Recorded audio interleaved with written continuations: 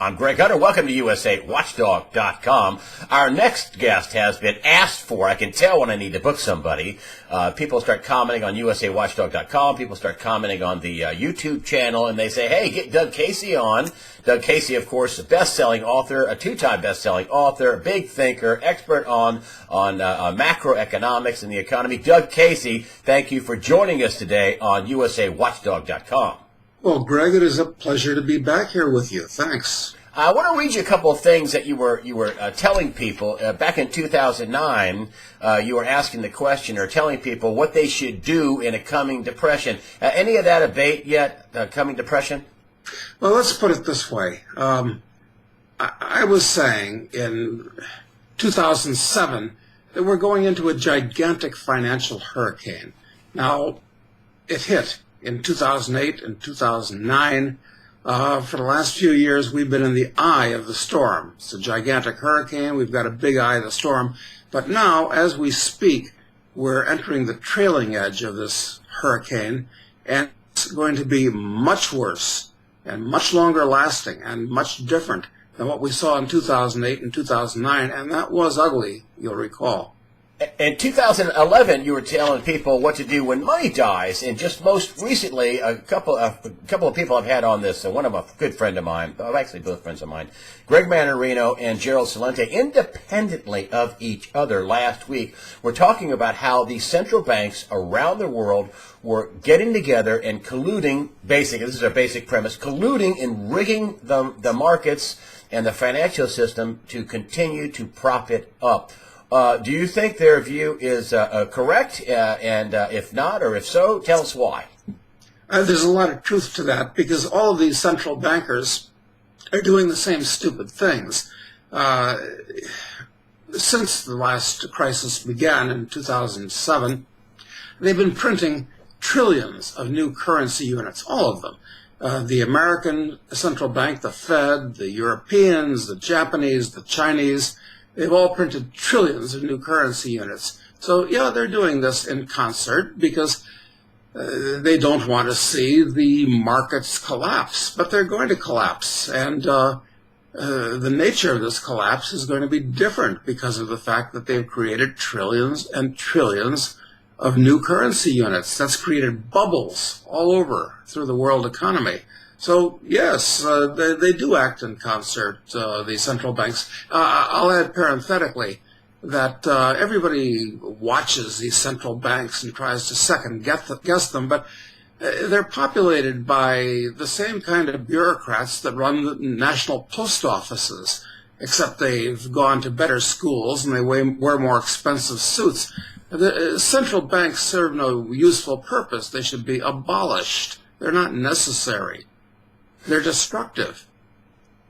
Well, and then now we're going to get on to the next question, which we know last week we got this big debt ceiling raise and this, quote, budget deal that's apparently, in the works. It's basically a done deal, $19.6 trillion. And actually people are happy about this increase in the debt ceiling. Some people say, well, it's basically just unlimited because they'll just keep raising it. People are happy about it and are celebrating about it.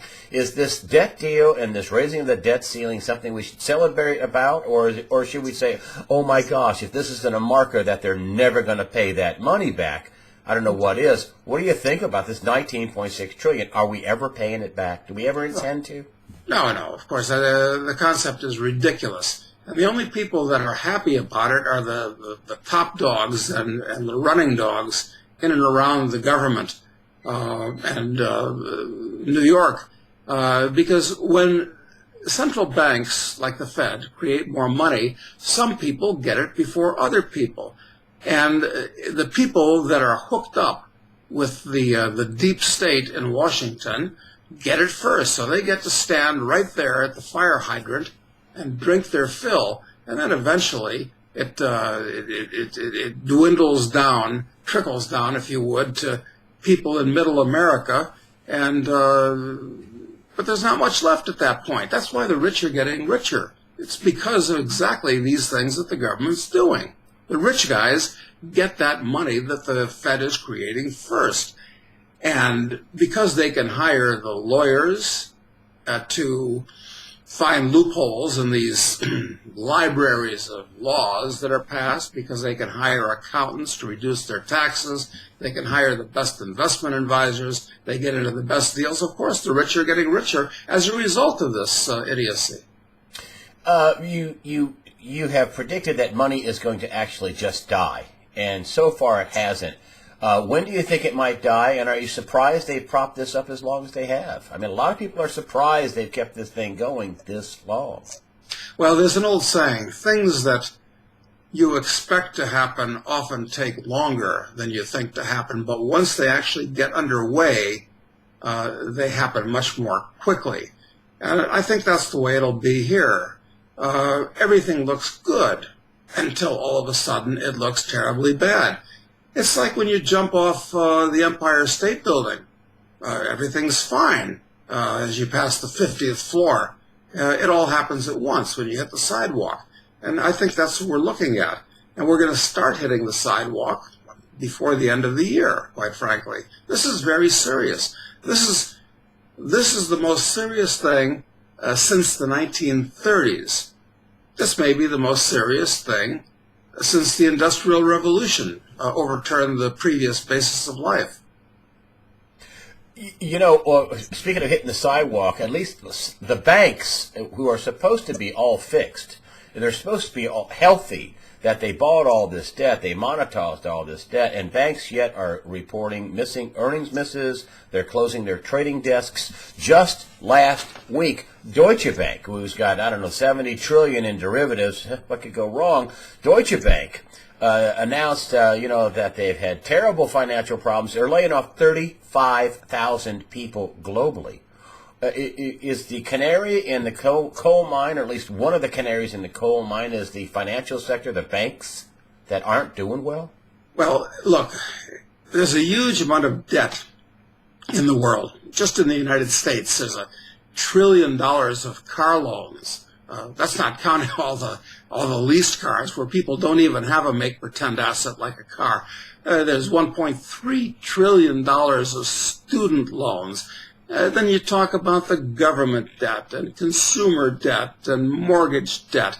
And, of course, the banks are going to get in trouble because they're the ones that have actually made these loans. And a lot of these loans just are not going to be paid back. So these banks think they have trillions of dollars worth of assets, but if people don't pay the loans back, the depositors in the banks could be very unhappy. And then the government will bail them out by creating trillions of new dollars, and the dollar is going to lose all value. I don't see any way out. We either are going to have a catastrophic deflation, where all these loans are defaulted on and the banks have to close and bonds are defaulted and the stock market crashes. That's ugly. That's a 1929 style depression. Or the government reacts and prints up so much money that you wind up in a 1923 style German inflation. So we're caught between a rock and a hard place, between Scylla and Charybdis. It's very serious. I don't know. Maybe they can wrench one more artificial boom out of the cycle at this point, but I don't think so. Some people say I say, looking at this, I say we have. Who says we have one or the other? Maybe we have both inflation and deflation, either sequentially or at the same time. That they say, well, let's all these go under, and we'll prop up, we'll print it up. I mean, could you imagine just printing up enough money to save Deutsche Bank? Just one bank? They got 70 trillion in derivatives. What would? You're quite correct, and in fact, these banks shouldn't have these huge trading desks, these giant rooms full of people saying, hello, New York, buy. Hello, Chicago, buy. Hello, Los Angeles, sell. New York and Chicago are buying. This is an immense amount of worthless friction in the system. The entire global system is too financialized. People aren't concentrating on creating new wealth. It's these financial institutions shuffling around paper. So no, this is not a good or productive thing. The banks themselves are very unsound. Banking should be a very simple business. where you take in deposits, you lend them out for a short period of time in self-liquidating loans that are well banked. It's not the way things work today. The whole world is afloat in debt. And let me remark on the importance of that. When you have debt, it means that you're either mortgaging your future production or you're consuming somebody else's past production. That's what the debt is. So it artificially increases your standard of living now, but it decreases your future standard of living in a very real way. So that's why, no matter whether it's the government or the students or whoever it is. Which brings us to, several years ago, you were telling people that what they should do in a financial depression. And I have people all the time say, ask them what little people should do, regular, normal people, like me and you and whatever. So what should people do? Obviously, you think in 2009, you were telling people to get ready for a coming depression. We are much closer now, correct? Well, I think the Depression actually started, and I call it the Greater Depression because it's going to dwarf what happened from 1929 to 1946. It's already started. We're just in the eye of the storm, but we're leaving that now. So what should the average person do? You've got to liquidate to start with. In other words, right now, while it's still possible, you should get rid of things that you don't need. Clean out that storage unit. Clean out that attic, that basement. Have a yard sale. Get rid of stuff that you don't really need or want and generate cash for it. That's number one. Number two is consolidate. Consolidate your assets. Find out what you have, where you have, rationalize things, certainly including any investments that you have. And generate, work harder while it's possible to do. There's an infinite demand for goods and services on the part of the market, on the part of other people. I have an infinite demand for goods and services. So do you. So does everybody. So there's no excuse for being underemployed or unemployed. And then you're going to have to learn to speculate because with all these dollars that are being created, the markets are going to be going up and down like an elevator with a lunatic at the controls, which is actually a very accurate analogy in today's context. And it will be possible to make a fortune in these chaotic markets. Not easy and dangerous, but it's possible. So that's what I'd suggest. To start with, though, the average guy, after he does these things that I just mentioned, you should buy gold, frankly. Don't keep your savings in a bank so much as in gold coins. Or silver coins? Or silver coins. Silver is more volatile than gold. And of course, since it's worth so much less, it's harder to store if you have a significant amount of wealth, but absolutely. In fact, I think there's probably more upside in silver than there even is in gold. Actually, Overstock.com must be taking your advice because they have bought small, as they say, it's a widely reported story, small increments of gold and silver coins. They bought enough for 3 months' food for all their employees. What do you think about that? Is their CEO a madman or utterly genius? Oh, I think he's going to prove to have been very, very prescient because there's no magic guarantee that when you go down to the Safeway or the Whole Foods tomorrow morning that those shelves are going to be filled with things. And there's no guarantee that your credit card is going to work when you want to check out with it. Or there's no guarantee, quite frankly, that you'll have the money that it takes to buy these things. So I think it's just prudent to be an ant and set these things aside as opposed to a grasshopper and just hope they magically appear. No, it's logic. And what do you think about the marker of this idea that he's doing that now? What do you think about the idea of the Deutsche Bank laying off 35,000 people now? Does that take your horizon and shrink it, like you said? I think it's going to blow, or we're going to have a crash before the end of the year. Tell me about your horizon and what you think is coming and how short or long it is. I won't be surprised if by the end of this year things start coming apart. And I can promise you I will be surprised if by the time we talk, let's say a year from now, that we're not in the middle of a real financial cataclysm. Now, I may be eating my words with a fork and spoon a year from now when we talk, but I think we're going to be right in the middle of it by that time. And the scariest thing about that is that if I'm right next year about things having already fallen apart, we're going to be just before a presidential election.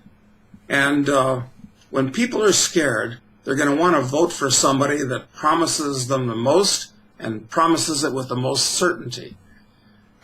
I don't know who that's going to be, but it's not a good environment to elect a powerful political leader. David Stockman says the same thing you did. That's funny, big thinkers. He says it won't last, and it will not make it through the next presidential cycle. We're going to have something happen before now, and it could happen any time.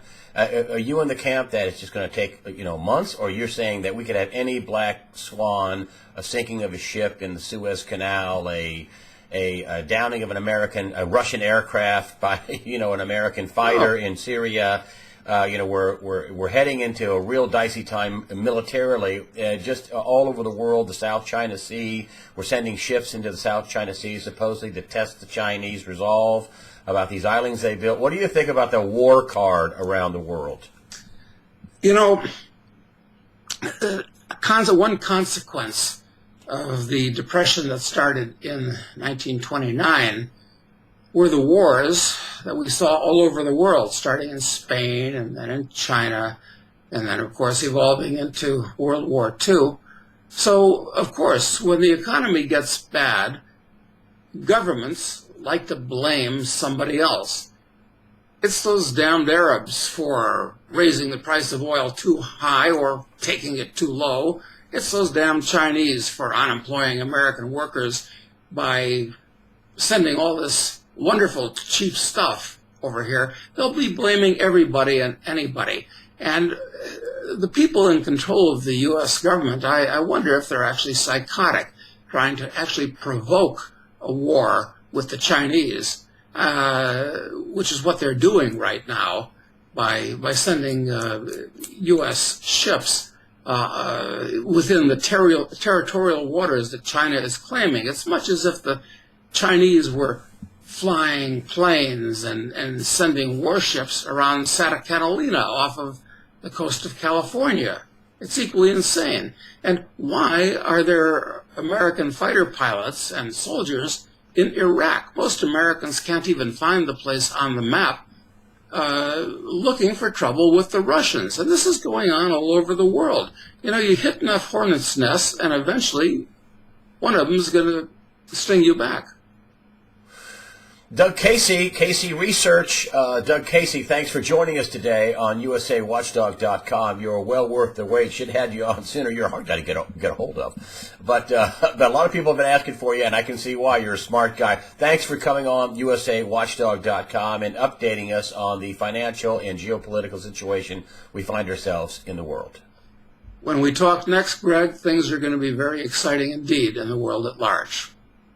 Thank you, Doug Casey. Thanks, Greg.